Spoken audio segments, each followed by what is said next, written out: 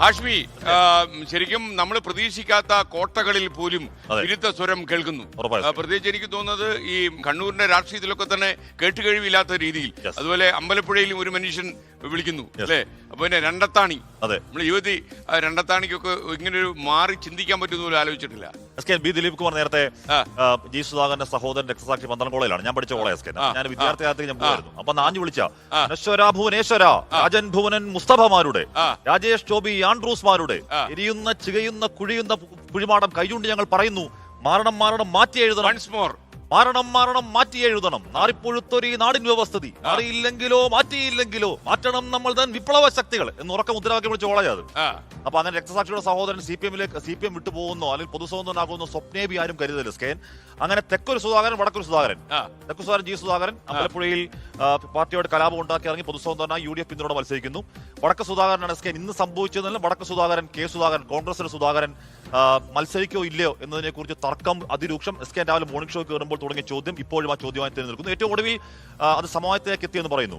SK Kannur എന്ന് പറഞ്ഞാൽ CPM-ന്റെ രാജ്യത്തെ തന്നെ ഏറ്റവും പ്രധാനപ്പെട്ട ശക്തി ദുർഗമാണ് എന്ന് പറഞ്ഞാൽ ബംഗാൾ തകർച്ചയ്ക്ക് ശേഷം രാജ്യത്തെ തന്നെ ഏറ്റവും കരുത്തുറ്റ ഏറ്റവും ശക്തിയുള്ള ഒരു ജില്ലയിൽ, അവിടെ ആ ജില്ലയിൽ തന്നെ ഏറ്റവും കരുത്തുറ്റ കണ്ണായ തളിപ്പറമ്പ് പോലെ പയ്യന്നൂർ പോലെയുള്ള സ്ഥലത്ത് പൊട്ടിത്തെറി എന്ന് പറഞ്ഞാൽ കഴിഞ്ഞ കാലത്ത് CPM-ൽ അചിന്ത്യമാണ്. അങ്ങനെ ഒരു ആലോചന ഉണ്ടായിട്ടില്ല. മാത്രമല്ല SK പുറത്തു വരുന്ന ആരാണ്? പുറത്തു വരുന്നത് ആ പ്രധാനപ്പെട്ട പാർട്ടി കോട്ടയിലെ പാർട്ടി ജില്ലയിലെ ജില്ലാ കമ്മിറ്റി എന്ന് പറഞ്ഞാൽ SK കണ്ണൂർ ജില്ലാ കമ്മിറ്റി എന്ന് പറഞ്ഞാൽ അതൊക്കെ ഇരുമ്പ് കോട്ടയാണ് എന്ന് പറഞ്ഞാൽ അത്രയും ശക്തമായി സോളിഡായ ജില്ലാ കമ്മിറ്റിയിൽ ആദ്യം ഒരു ജില്ലാ കമ്മിറ്റി അംഗം പുറത്തിറങ്ങി വന്ന് രക്തസാക്ഷി കൊണ്ട് തട്ടിപ്പ് പറയുന്നു.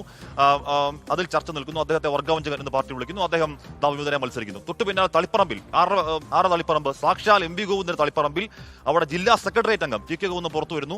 പാർട്ടി സംസ്ഥാന സെക്രട്ടറിക്കെതിരെ ഇതുവരെ SK കേരളത്തിന്റെ ചരിത്രത്തിൽ ഏതെങ്കിലും ഒരു പാർട്ടി സംസ്ഥാന സെക്രട്ടറി അഴിമതി ആരോപണം നേരിട്ടിട്ടില്ല, കേട്ടിട്ടില്ല എന്ന് പറഞ്ഞാൽ പാർട്ടി സംസ്ഥാന സെക്രട്ടറി ആയിരിക്കും. അപ്പൊ അത് ശരിയോ തെറ്റോ എന്ന മറ്റുള്ള കാര്യം പാർട്ടി പറയുന്നത് PK രാഗേഷ് പറയുന്നുണ്ട് അത് പൂർണ്ണമായി തെറ്റാണ്, കണക്കൊക്കെ ഉണ്ട് എന്ന് പറയുന്നുണ്ടെങ്കിൽ പോലും ഒരു ജില്ലാ സെക്രട്ടേറിയറ്റ് അംഗം ഇറങ്ങി നിന്ന് പാർട്ടി സെക്രട്ടറിക്കെതിരെ അഴിമതി ആരോപണം ഉന്നയിച്ച് പുറത്ത് വിമതനായി മത്സരിക്കുന്നു. അങ്ങനെ CPM-ന് ചരിത്രത്തിൽ ഇല്ലാത്ത വണ്ണം കോൺഗ്രസിന്റെ ചരിത്രത്തിൽ ഇതൊക്കെ നേരത്തെ ഉണ്ടായിട്ടുണ്ട്. പക്ഷേ അത് കൂടുതൽ കടുപ്പമാവുന്നു.